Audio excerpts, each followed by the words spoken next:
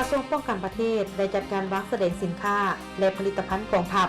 โดยงานดังกล่าวนี้ได้มีการรวบรวมเอาบรรดาผลิตภัณฑ์อุตสาหกรรมกสิกรรมหัตถกรรมและอื่นๆที่เป็นผลงานของกำลังกองทัพและบรรดาบริษัทห้างห้านเข้าร่วมวางแสดงหลายกว่า40ภาคส่วน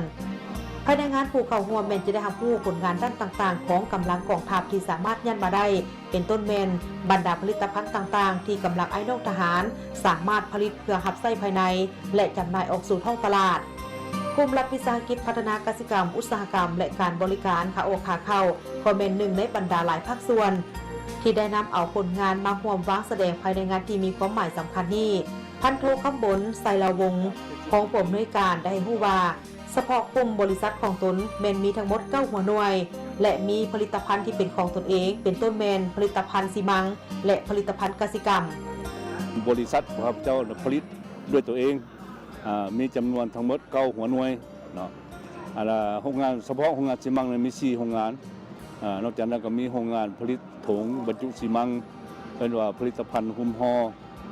แล้วก็สาขาพัฒนากสิกรรมให้เฮ็ดหน้าที่เฉพาะปลูกฝังเลี้ยงสัตว์นอกจากนั้นก็มีกองขุดค้นถ่านหินสนองให้แก่โรงงานซีมังเนาะเพื่อดำเนินการผลิตซีมังในปี 2019 สิเข้ามานี้หมายความว่าพวกเราได้มีแผนการเพิ่มทวีการปรับปรุงการผลิตธุรกิจให้มีประสิทธิผลสูงกว่าเก่าโครงงานเกือบธันวากองทัพก็เป็นอีกหนึ่งภาคส่วนที่ได้นำเอาผลิตภัณฑ์ที่สามารถผลิตได้ภายในโรงงานเป็นต้นเกือบแพด้วยกำลังการผลิต800 ถึง 1,000 คู่ต่อวันนอกจากนี้ก็ยังมีแผ่นแพและอื่นๆเพื่อผลิตรับใช้ภายในกองทัพและจำหน่ายออกสู่สังคมคือพอหูนำการว่าโรงงานเกือบธันวาและเป็นโรงงานการผลิตหนึ่งที่ขึ้นกับกรมอุปโภคบริโภคกรมใหญ่ภาคการของทัพเนาะมีหน้าที่ผลิตเกือบแพพอสูงพื้นสูงทรายเนาะหับไส้กองทัพและผลิตออกสู่สังคมจำนวนหนึ่งเนาะแล้วความสามารถในการผลิตในมือหนึ่งพวกเขาสามารถผลิตได้800 ถึง 1,000 คู่เนาะนอกจากนั้นพวกเขายังได้ผลิตเป็นเครื่องยาวนานเป็นต้นบะโลพะอูโซพะฮมเนาะและผลิตภัณฑ์อื่นๆครับใส่สังคมจำนวนหนึ่งเนาะผลงานโดดเด่นของพวกเขานี้ก็ได้ผลิตเครื่องหับไส้ฝึกแอบสวนสนามก้อนสวนสนามแต่ว่ามีบรรดาเครื่องลายเรารถถังเนาะลายปืนใหญ่แล้วก็ลายสนามลายอากาศเนาะถือว่าหับไส้ฝึกแอบก้อนสวนสนามเนาะนอกจากนั้นก็ถือว่าได้ออกแบบเนาะผลิตธงกันน้ำถือหับไส้อยู่ในเสด็จเนาะอันนั้นเป็นผลิตภัณฑ์ใหม่ของพวกเขาส่วนสถาบันการยาการแพทย์พื้นเมืองกองทัพก็ได้นำเอาผลิตภัณฑ์ที่สามารถผลิตได้เช่นเดียวกันเช่นยาปัวพยาธิยาพื้นเมืองอาหารเสริมสุขภาพที่ได้รับความนิยมจากสังคมในปีที่ผ่านมาสามารถสร้างรายได้900 ล้านกว่ากีบผลิตภัณฑ์ของพวกข้าพเจ้ามามี33รายการในนั้นมีผลิตภัณฑ์มูลเสื้อเนาะมูลเสื้อที่ว่าเคยเฮ็ดมาแต่สมัยต่อสู้กุศลเนาะแล้วก็มีผลิตภัณฑ์ของพวกใหม่ผลิตภัณฑ์ของพวกใหม่มีอยู่6รายการเนาะในนั้นผลิตภัณฑ์ของพวกเรามันผลิตมาจากวัตถุดิบเนาะจากธรรมชาติที่วัตถุดิบจากประเทศไทยแท้เนาะบ่มีสิ่งเปื้อนๆนั่นแหละมันทุกผลิตภัณฑ์พวกเราไม่ได้ขึ้นทะเบียนจากกรมอาหารและยาเนาะถูกต้องมีการตรวจสอบโดยเครื่องที่ว่ามือที่ทันสมัยเป็นต้นPLC และสเปกโตเนาะที่ว่าเขาตรวจได้ขึ้นทะเบียนถูกต้องในนั้นแล้วมันผ่านการวางแสดงเนาะแต่ละงานแล้วมันนะครับผมมีความชอบจาก